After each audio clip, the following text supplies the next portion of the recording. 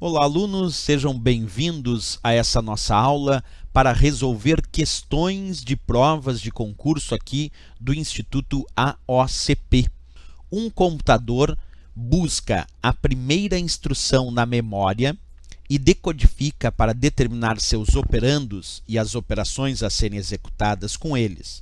Depois disso, ele as executa e ainda na sequência ele busca, decodifica e executa as instruções subsequentes. Isso é repetido até que o programa pare de executar.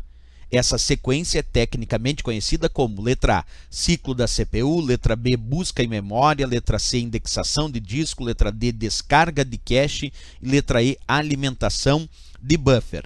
Primeira coisa importante que é necessário para resolver essa questão é entender o que significa processamento de dados efetivamente num computador. Observa, quando eu tenho uma CPU, o termo CPU significa unidade central de processamento, que é o processador do teu computador, como eu estou mostrando aí. Então a CPU, que é a unidade central de processamento, que é o processador, é o cérebro do teu computador. É ali que os dados são processados de forma centralizada. Deixa eu até te mostrar aqui, olha essa imagem, os principais elementos que compõem uma CPU, uma unidade central de processamento.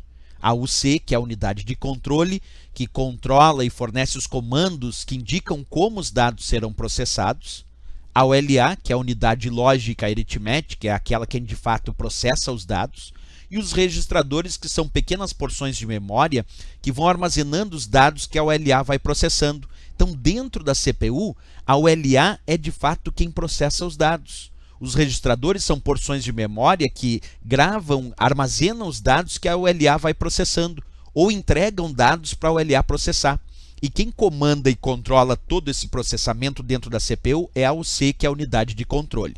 Bem, aí eu te pergunto, como isso acontece? Isso acontece com ciclos, que nós chamamos ciclos do clock, que é indicado normalmente, se tu lembrar comigo, em gigahertz ou megahertz. Quando tu compra um processador de 2 GHz, isso significa que ele pode realizar até 2 bilhões de ciclos de processamento por segundo. E cada ciclo de processamento é um ciclo do clock dessa CPU. Isso indica que a cada ciclo, os programas que estão em execução ficam enviando dados, informações e instruções para essa CPU processar. Quando esse programa para de ser executado, então ele deixa de enviar essas instruções e informações para a CPU processar.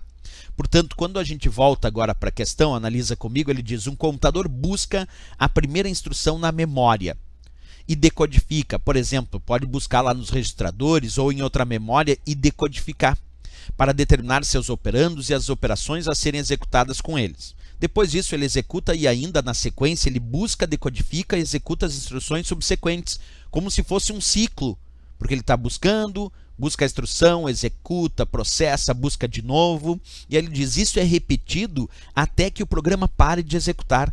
Essa sequência é tecnicamente conhecida e a resposta então correta, a letra A, ciclo da CPU. O ciclo da CPU é esse processo onde a CPU possui o seu clock, que é a sua frequência de processamento. Aí lembra que a CPU tem lá um clock de 2 GHz, como um exemplo, que seriam 2 bilhões de ciclos de processamento por segundo. E é esse ciclo da CPU, esse ciclo do clock, que faz com que os dados sejam processados de cada um dos programas que estão em execução. E a CPU então vai processando esses dados e vai devolvendo dados já processados para que tu possa utilizar aquele programa com as tarefas que tu deseja.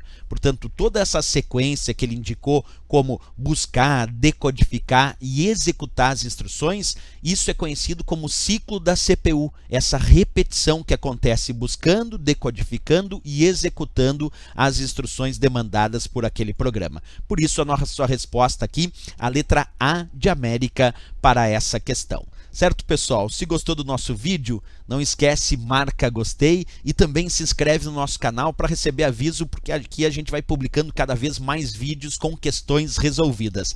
Até a próxima questão, até o próximo vídeo, bons estudos!